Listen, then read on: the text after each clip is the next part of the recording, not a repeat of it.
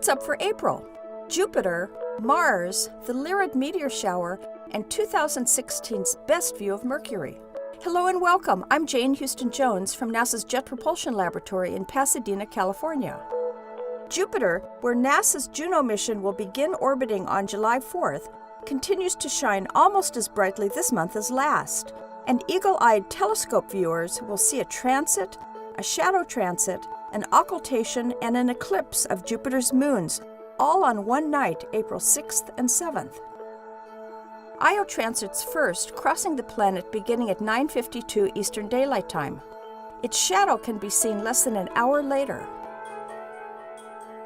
Next, Jupiter occults or eclipses Europa, as Europa slips behind the giant planet at 10:48 Eastern Daylight Time. At 3 a.m., Europa reappears from its eclipse, dramatically leaving the shadow of Jupiter. Ganymede transits the planet beginning at 1:01 Eastern Daylight Time, April 7th. Check out the other planets in April, too. Mercury is always a challenging object to view, but this month you can spot it just after sunset, about 10 degrees above the horizon. Through a telescope, you can see its phase. It will appear like a tiny crescent moon with about 1/3 of its disk illuminated. Mars is finally visible before midnight this month. It rises in the southeast at about 10 p.m. by the end of April. The best observing of Mars will be when it's highest in the sky. This means a few hours before dawn. Its brightness and apparent size increase dramatically this month. By month's end, Mars appears nearly twice as bright as at the beginning of the month. About mid-month, you'll see Mars near its rival in the sky, the similar-colored red supergiant star Antares. The name Antares means equal to or rival of Mars. Earth moves almost twice as fast as Mars does, so it often passes Mars in their race around the Sun.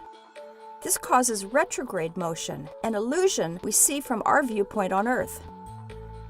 Retrograde motion happens as Earth catches up to Mars, causing Mars to appear to slow its eastward motion against the stars. After a few days, when Earth has overtaken Mars, Mars seems to move westward. Eventually, Earth moves far enough around in its orbit that Mars appears to be moving eastward again. April features one meteor shower, the Lyrids. This year, the Lyrids are marred by the full moon. The best time to view will be just before dawn on April 23rd, when the constellation Lyra is overhead and the moon will be near to setting. You can find out about NASA's Journey to Mars missions at www.mars.nasa.gov. And you can learn about all of NASA's missions, including Juno, at www.nasa.gov. That's all for this month. I'm Jane Houston Jones.